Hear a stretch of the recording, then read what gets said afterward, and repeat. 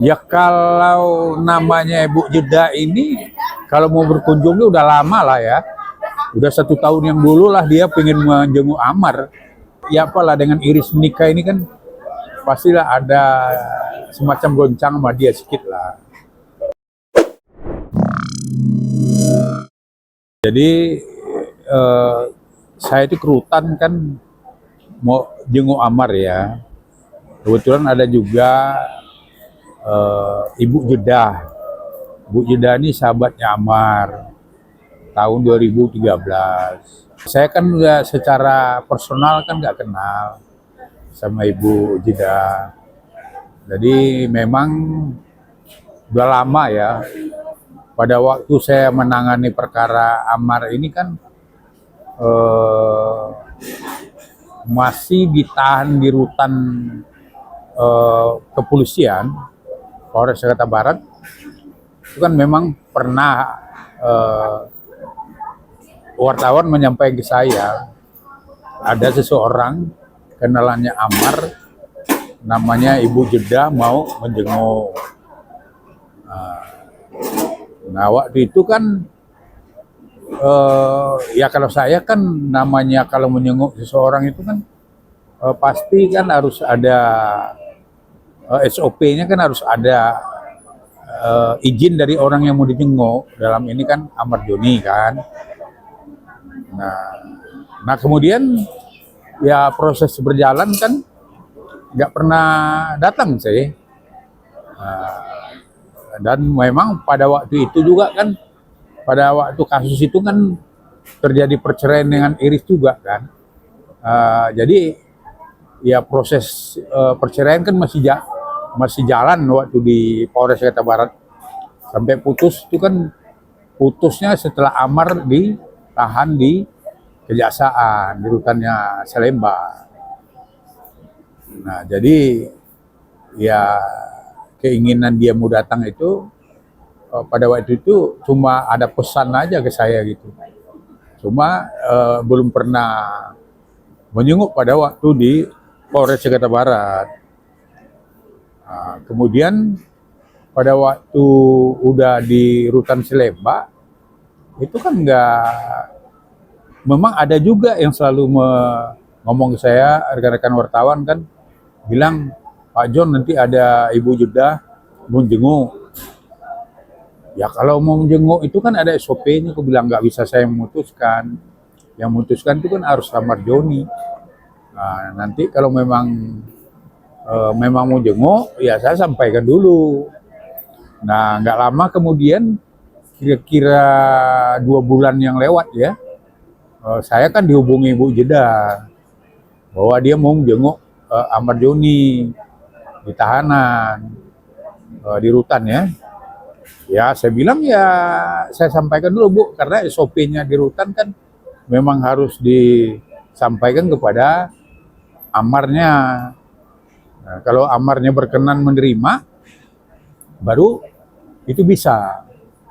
Nah akhirnya saya sampaikan ke Amarnya, kebetulan saya jenguk Amar, ini ada orang namanya Ibu Jeda mau menjenguk kamu Mar. Nah, kamu bagaimana, menerima enggak? Oh iya, itu kan teman saya, ya kan, teman saya Om katanya. Terus gimana? Ya nggak apa-apa katanya kan. Ya udah nanti saya sampaikan. Nah, mungkin dia hari Selasa mau menjenguk gitu. Nah, akhirnya aku sampai Ibu Jeda, ya Bu, ya saya udah koordinasi dengan Amar. Ya dia bilang silakan Ibu mau datang. Nah, kapan? Hari Selasa. Saya bisanya hari Selasa, aku bilang. Nah, pada waktu hari Selasa itu kan datang menjenguk kan ke rutan dengan saya.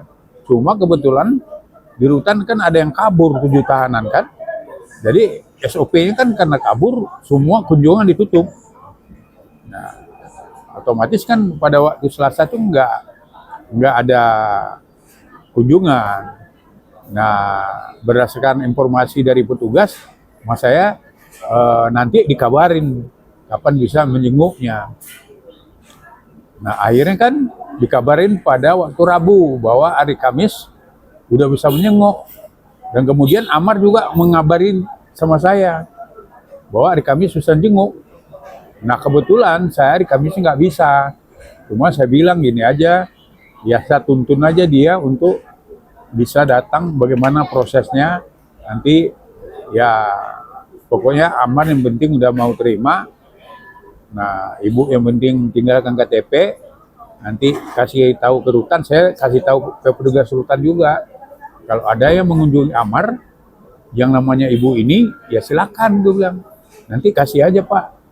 Nah, itu udah ada seizinnya Amar gue bilang. Ya udah kan. Nah itulah dia datang pada hari Kamis ya. Gitu. Ya kalau ke kondisi Amar ya secara psikis, ya secara psikologis ya pasti ada lah.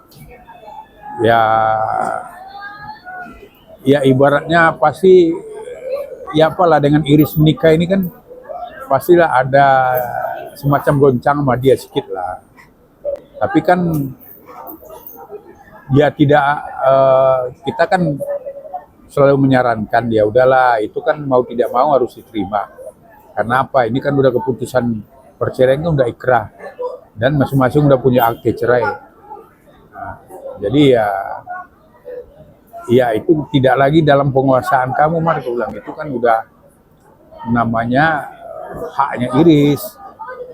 Nah itulah yang kami omongkan.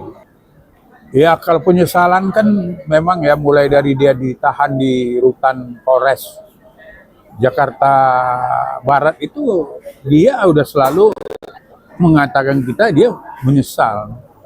Karena itu yang selalu dia sesali itu kebodohan dia, perbuatan ini udah sampai 3 kali. Kemudian dia akibat kesalahannya itu dia tidak bisa membesarkan anaknya sama Iris. Kemudian juga dia digugat cerai. Kemudian bapaknya juga meninggal akibat perbuatannya. Ya, itu memang sangat penyesalan sama dia. Dia selalu itu yang dia ceritain setiap kita menjenguk. Aduh, ya selalu nanyakan berapa lama saya di sini Om. Bisa nggak saya kalau bisa ringan hukumannya, saya mau nebus dosa saya lagi sama Iris. Kemudian mau membesarkan anak-anak dengan Iris. Kemudian juga ya ibaratnya ini kan baru talak 1 masih adalah peluang dia kan beda. Kalau talak 1 itu kan nggak perlu, kalau mau rujuk kan tidak perlu lagi pernikahan, cukup berdoa aja. Berdoa mungkin dengan dipanggilnya Ustadz, ya Kiai kan udah langsung suami istri lagi, tanpa harus melakukan pernikahan resmi lagi kan. Ya, itu yang selalu dia udah bercita-cita ngomong sama saya itu, kalau saya keluar, Om udah banyak produser yang kepingin lagi saya main sinetron, main di film juga dengan Iris katanya. Saya keluar dari sini nggak akan mungkin nganggur katanya. Nah, bagaimana proses ini supaya saya ringan Om katanya. Ya, kamu berdoa aja, aku bilang. Ya, kita kan nanti ya kita ungkaplah di persidangan nanti. Ya bahwa akta inilah adalah penyalahgunaan narkotika untuk diri sendiri, bukanlah untuk diperjualbelikan. Ya, yakin aja aku bilang pasti ya insya Allah kalau itu bisa kita buktikan hukumnya kan bisa ringan gitu. Kalau bangkit ya pertama menerima berita itu pasti dia shock lah ya. Karena kan seperti saya bilang kan dia mengharapkan untuk kembali lagi sama Iris, mau nebus dosa-dosanya, kemudian membesarkan anak-anak. Nah begitu dia dapat kabar bahwa Iris mau menikah lagi, ya kan pasti dia shock. Tapi kan dia tidak bisa berbuat apa-apa. Karena apa? Karena udah ada akte cerai kan. Nah, apapun kan nggak bisa, itu udah hak Iris juga, dia mau menikah apa tidak kan gitu. Ya kalau saya menengok kan ini persahabatan ya. Belum mengarahnya ke dekat itu saya menengoknya belum lah. Karena ya kedatangannya Mbak Jeddah juga kan ya, niatnya kan mau untuk memotivasi sahabat kan. Sahabat dalam keadaan begini, ya dalam keadaan amar terpuruk, ya dia mau ngasih motivasi lah untuk bisa bangkit kembali, bisa main sinetron lagi. bisa main film lagi kan gitu. Ya setahu saya ya, saya kan kenal Bu Jeda ini kan baru juga pada waktu mau berkunjung ya. Cuma saya tanya ke Amar pada waktu dia mau menjenguk itu, saya tanya ini Bu Jeda, ya saya pengetahuan saya dia ngomong sahabatnya.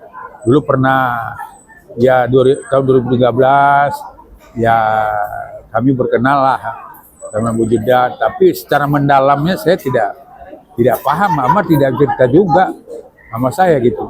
Ya kalau namanya Bu Jeda ini kalau mau berkunjung udah lama lah ya. Udah 1 tahun yang dulu lah dia pengen menjenguk Amar. Tapi kan dia Ibu Jeda ngomong ke kita kan sebagai sahabat, kawan lama, kawan dekat dulunya. Sebelum dia kenal dengan Ranti Maria, nah, kan gitu. Tapi sejak Amar ya kenal Ranti, ya dia nggak pernah ada berhubungan lagi, kata Ibu Jeda itu. Dan Amar memang tahu nama dia kan, contohnya dia dipersilakan menjenguk. Tapi hubungan sejauh apa, ya kami sebagai PH nggak tahu. Ya kalau itu kan pasti shock. Karena Amar pada waktu pertama menerima berita itu kan dia shock kan. Apalagi kan kalau menengok dari cerita ini kan banyak juga kan ternyata kan udah lama sebenarnya Irisnya dikejar-kejar sama suaminya sekarang. Nah, jadi ya kalau menengok informasi kita dia sering dihubungi, kemudian ya Aldinya apa kan masih banyak Aldinya ditolak ya kabarnya. Tapi ya itu nggak urusan kita lah ya. Tapi yang setahu saya itu memang ya Amar tidak mengetahui lah hubung ini. Ternyata mungkin udah lama memang persahabatan mereka kan. Tapi ya kalau nggak salah ya pada waktu terakhir keputusan itu kan, dan Amar selalu masih mengharapkan terakhir keputusan dia perkaranya ini yang Pengadilan Jakarta Barat, ya itu kan dia masih mengharapkan hubungan ini masih tetap harapan dia, ya dia masih mengharapkan untuk kembali sama Iris. Tapi faktanya ya terjadi ya tidak sesuai dengan perkiraan dia. Ya pasti rekan-rekan tahulah bagaimana perasaan dia. Mungkin saya mau menggambarkan, pasti wartawan lebih, semua orang pasti paham lah perasaan Amar itu. Kalau sekarang ya mau tidak mau harus ikhlas. Menurut saya mau tidak mau.